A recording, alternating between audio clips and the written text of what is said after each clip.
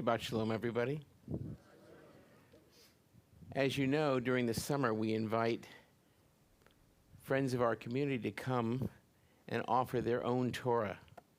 Tonight, we are honored to have Aleda Longwell offer her message to us. She has been an official member of Beth for over a decade. However, she's been attending services here for almost 30 years with her sister and brother-in-law. She's been very active in taking Judaism classes over the last several years, including becoming an adult bat mitzvah. She's a member of the executive committee of the Beth Women's Board and is passionate about continuing to learn Hebrew and more about her faith each and every day. She is also a physician in our local community and is dedicated to volunteering on a variety of ongoing projects here at Beth. Please join us in welcoming Aleda to our bima.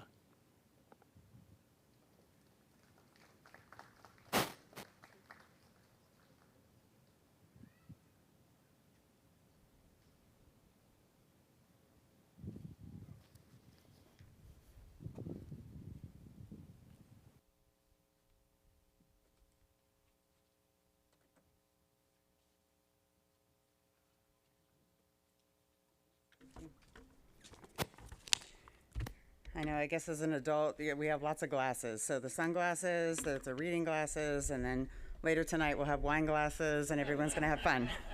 So everyone's gonna have a good time, right? So anyway, Shabbat Shalom, everybody. I will start with one thing. I have to say this event is very special to me. It's basically the way Lisa Rauschberger, a good friend of mine who normally chairs this event, explained it to me. She said, it's kind of like a Jewish Valentine's Day, but it's not really, but it's kind of like not really hallmarky, but there's a lot about it that's really important. And I was like, okay, and it was well surmised tonight, so that was beautiful. But I do remember a few years ago, she sent me home at the end of the night with extra chocolate, and she stuck it all in a cup, and I just threw it in my purse, huge cup of chocolate that was extra, and I put it in my purse, came home, put it down on the floor, went up to tuck my kids into bed, literally was downstairs in like a minute. And when I came down, there was my 90-pound chocolate lab sitting next to my purse, just looking there with drool. And I was like, you've got to be kidding me. Anyway, long story short, 15 minutes later, her stomach was pumped. Everything was great. She was happy. She got her chocolate, but I suffice it to say, chocolate labs love chocolate, probably more than humans do. And I guess we're going to enjoy a lot of that tonight. And by the way, it's all fair trade. Everything's completely the way Lisa would have had it be. So hopefully we do her proud in her absence tonight. But wonderful singing, by the way. That was amazing. So other glasses here. So I remember almost 30-something years ago now when my sister told me that she was going to get married. She was a law clerk at a firm in San Francisco, and she was asked out for an evening with who knew that her future husband was to also be there. And so it happened that they fell in love and decided to marry. My sister and I were both raised in a Ukrainian Orthodox church environment with our mom, and with our dad, and under the Catholic religion with his side of the family, was more of a Catholicism type of upbringing. But in either case, religion was very important to our family. It was just very blended. So it never made a lot of sense to, I don't think, any of us, but God was always at the ultimate foundation of all of our beliefs. And it was very important, and our one God really mattered to each of us very much. I remember that and recall that from very early on in my life. So they ultimately were married, and I was privileged enough to see her through some of her ceremonies, including the prayers in the mikveh, and also saying the Shema prayer multiple times during her conversion. It was a life-changing movement for me, and it immediately made me feel very instantly whole. It's hard to explain, although everyone here probably knows when you feel something like that, you just know it. Like it's it. Judaism was instantly incredibly special to me, and I began going to synagogue with her all the time. I felt complete there, and I felt whole. Our grandparents came from the Ukraine and also Poland, and they went through Ellis Island, and understandably, at that time, hid their Judaism. We, my sister and I, brought it back.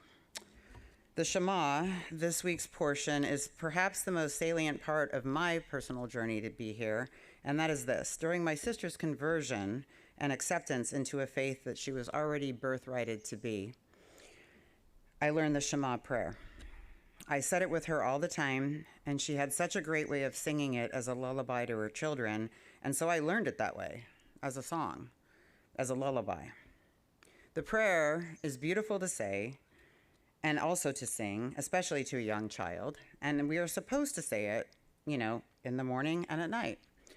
It was an amazing ritual for me, and it was the first thing that I was exposed to from the Jewish religion, something only years later I was soon to be a part of as well. Fast track many more years, I wound up falling in love with and marrying a man who was a widower and who had 2 5-year-old children who were Jewish. Who knew? Who knew that I already had the perfect song to sing every night? I knew, and I did it every night. It was like a lullaby. It brought us together as a family. It was beshert, or meant to be, as they say in our culture and religion. I ultimately realized as well that I too was Jewish, and this had been squashed during the Ellis Island immigration.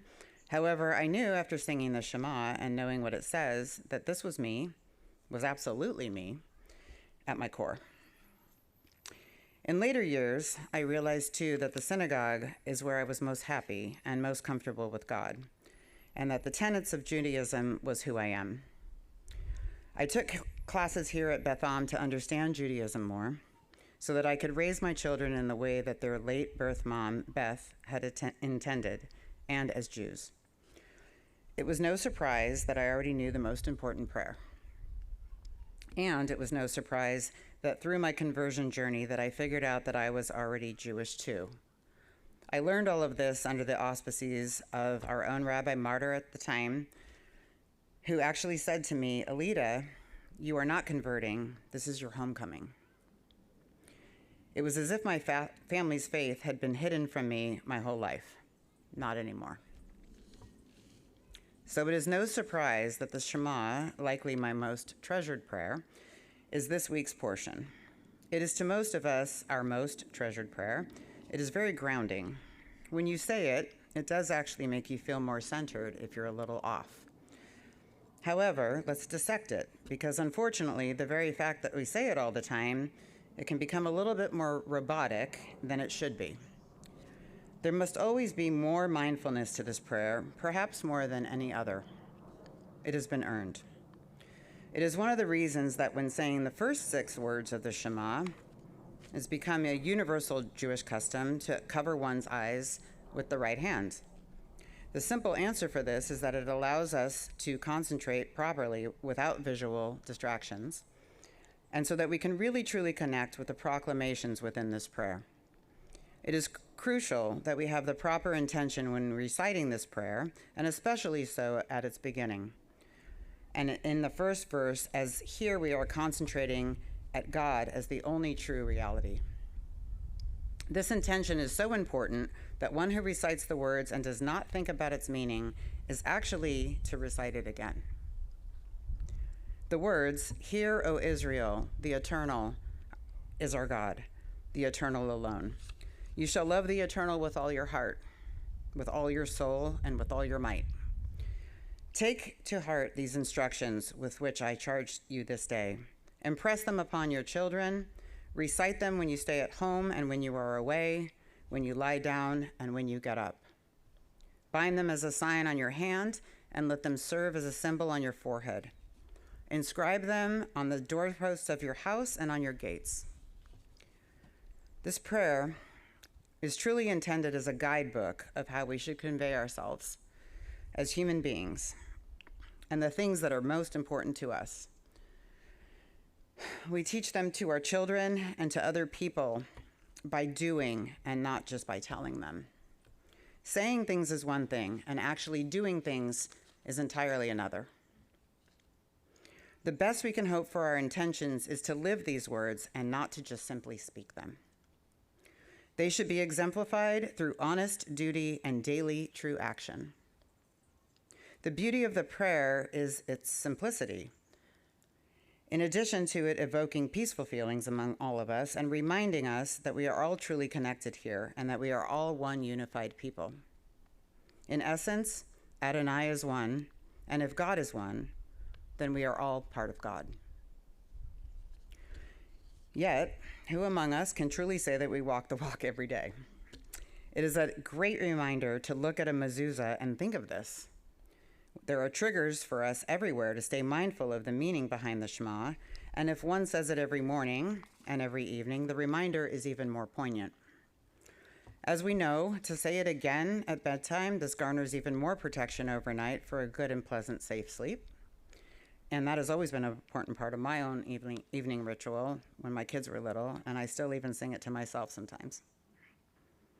I am reminded, however, each time that I say or sing the words, that living according to these words is far more important than to simply say them. One of Rabbi Jonathan Sachs' comments with regards to the Shema is that God is to be found not by looking, but by listening. He lives in words, the words that he spoke to the patriarchs and matriarchs, prophets and priests, ultimately in the words of the Torah itself, the words through which we are to interpret all other words. The prayer also includes the salient commandment to love God with all your heart, soul, and strength, and to love your neighbor as yourself. Those who pray with tefillin are even further connected to the meaning of this might. Symbolically, tefillin are a means of harnessing one's might. Physically on the arm, emotionally in the heart, and intellectually between the eyes. In essence, the tefillin worn on the hand evokes God's mighty hand delivering the Israelites from their bondage in Egypt. It represents freedom. The mezuzah we post on our doors symbolizes this love of our God and that there is no higher order otherwise. I still hold true to this day that the Shema is my single most beautiful prayer and song if you do it like my sister taught me to do it. And it's truly amazing, especially when you really think about it deeply. The Shema is perhaps one of the most salient of all Jewish prayers and by one that we should all hope to live and act by each and every day. Yet it has the potential to many to become lost in the week-to-week prayers as we indeed recite it so often. However, how often do we really stop to absorb its meaning and ultimate intention for us as a Jewish people? This is something that we should do much more often. I believe that should be our focus going forward and to live each day with intention and to walk the walk and not just speak the words, to stop and to listen, to act with good intentions, to live up to the best of each of our abilities and our unique gifts. As a Jewish people, this is what God wanted and commanded. And the very fact that we have this opportunity each and every day and the freedom to do so is beauty in and of itself. It gives us each another opportunity to start anew each day or night and to forgive ourselves if we have not done our best and to live up to who our best self should genuinely and actually be. This is yet another part of our wonderful religion, that people are not perfect and that we do make mistakes at times and we fall short of perfection, often actually, and that is okay. Our unified and our one God has forgiven us already, and the ultimate ask is that we stay in check to be the best version of ourselves that we can be each and every day. And if we should notice that we have fallen short in our actions or behavior, to make the needed corrections and to remember to listen to the words of the Shema and those in the Torah, and to live by them. There is a reason that living with loving kindness is one of the primary tenets of Judaism and within our Jewish religion. We have a God who has saved us and asks that we do our best every day to also do the same and to be our best selves. Spread the love tonight as a celebration of Tu B'Av and also beyond, both with your friends, your families, and most importantly with yourselves and with your relationship with our God. Shabbat Shalom.